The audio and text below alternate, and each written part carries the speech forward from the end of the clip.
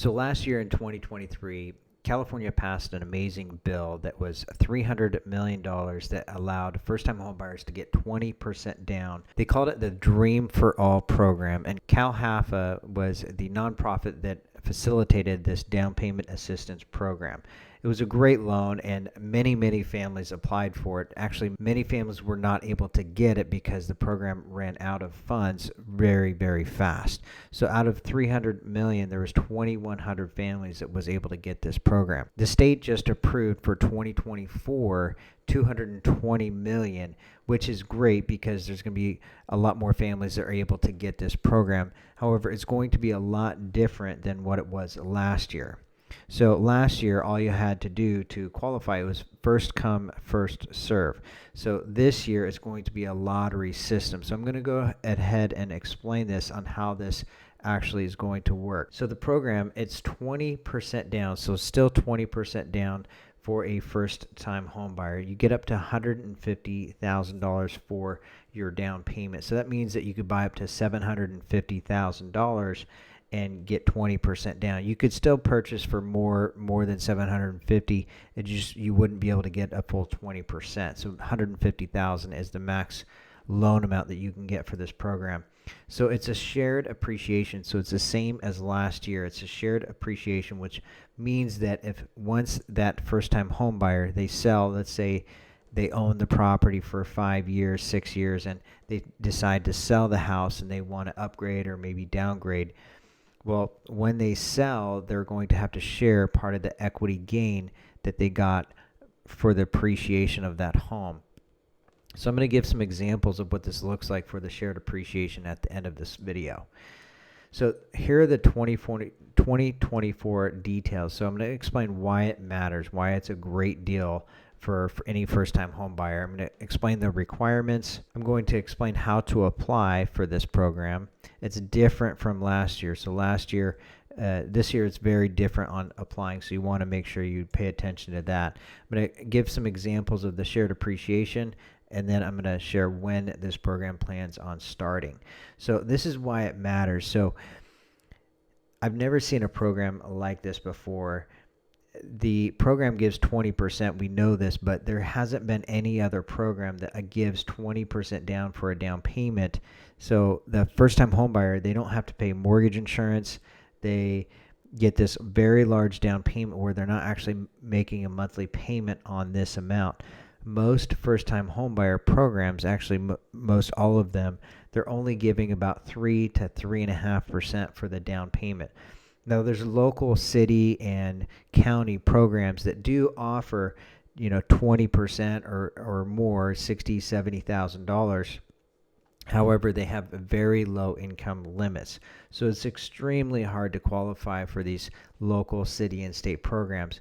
Well, this program, it actually allows someone to make a lot more money, I believe, in Shasta County, and you can look up the loan limits. I'll put those in the comments below this video of looking up the actual loan limits for each county. But for Shasta County, you can make up to $140,000, which is very healthy. So a lot of people will actually qualify for this program. And so if you wanted to buy, let's say for $350,000, normally with just a 3.5% down payment assistance that any first-time home buyer would qualify for, their payment would be about $2,700 per month, $2,737. However, with this 20% down, this is why it matters and why it's a great deal. The payment with 20% down would only be $2,400. So it's about a $300 difference per month. So this is a big deal for someone that is having a very hard time pushing their budget up to $350. Maybe they only qualify for $300. Now they could bump their approval up to $350,000, or it helps someone get into affordable housing. Maybe they can't afford to find a home for, let's say, the starting price home in your area, but now it gets that payment down to where they can actually afford it. So here's the requirements. You have to be a first-time home buyer. You must be a U.S. citizen, and you have to qualify for the payment. So this is, just standard income credit qualifying. You can watch another video that I did. I'll put that here. you can watch a video on what it takes to qualify and how to calculate how much you can qualify for. It's the same underwriting standards. In addition, you will want to also be a first-generation homeowner. What this means, they added this. This is something new that wasn't here last year for the program. What this means is they're going to ask the buyer if they are a first-generation homeowner. If any one of your parents has currently owns or has owned in the past, then I don't believe you'll qualify for this program. There are some exceptions to the rule. If you were raised in a foster care or if you were adopted, then there are exceptions to this rule. But in general, you have to be a first-generation homeowner to qualify for this program. Now, that's going to limit a lot more people this time around than what it did last year. So not as many people will be able to qualify. So if you are a first-generation potential homeowner, meaning your parents have not bought a house, your parents have never owned a house, this program is definitely for you. So definitely apply and see if you can get qualified for this program because it's a really good one. So the next thing is you need a minimum credit score of 660. If you have a 660 credit score, you can go up to 45% of your income. What this means is that your mortgage payment, if you don't have any other expenses or monthly bills, like you don't have any car payments or credit cards, means that your mortgage payment can go up to 45% of your monthly income if you have a 660 and above. And to qualify for the program, you do need a 660. And then if you have a 700 credit score, you could actually go up to 50%. So you can have your mortgage payment plus any other monthly expenses can go up to 50% of your gross monthly income. So this is monthly income gross before taxes. Okay, so how do you apply? So the first thing is you want to make sure you get pre-approved with a lender. Of course, you can get pre-approved with me. I'd be happy to help you, but you want to get pre-approved and get an approval letter. Then what happens after you get pre-approved, you get a form that your lender is going to complete, and this form you can find on Calhfa's website. I'll put the link below as well for this form. Now this form is completed and then it's given to you, the homeowner, and you, the homeowner, are responsible to upload this into Calhfa's system. And then once they get this pre-approval letter and the form that's filled out, then you're going to go into a lottery system.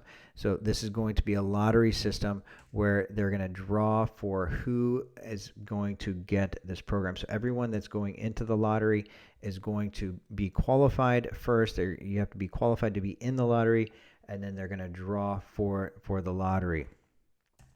So how does this actually work? I'm going to show you some examples of the shared appreciation. So this first one just shows you what the maximum shared appreciation that you would potentially give back to the state.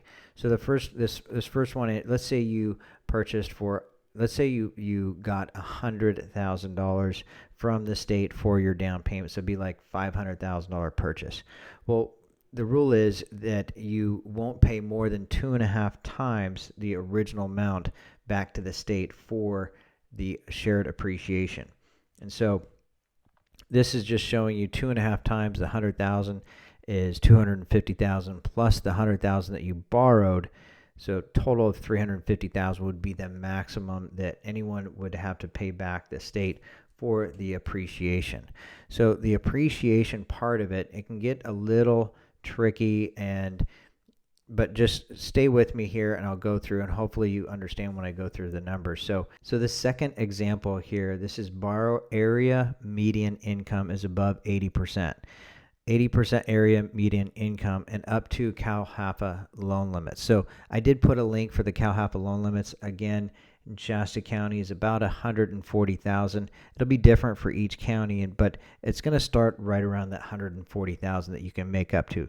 Now, if you make under 80% of the area median income, you actually pay less back to the state. You pay more if you meet the income limits, but you pay less back to the state for the shared appreciation if you have lower income. So I'm going to explain what that is. So this first one, though, is if you are over the area median income but under the Calhfa loan limits. So if you bought for $500,000, 20% for your down payment would be $100,000. $100,000 loan that you get. So you get the $100,000 loan from the state. Let's say 3, 4, maybe 5 years later, you want to sell that home and you end up selling that home for $700,000. Well, there was $200,000 of equity that was gained. So the shared appreciation is 20% that you pay back of the gain. So it's 20% of what you gained.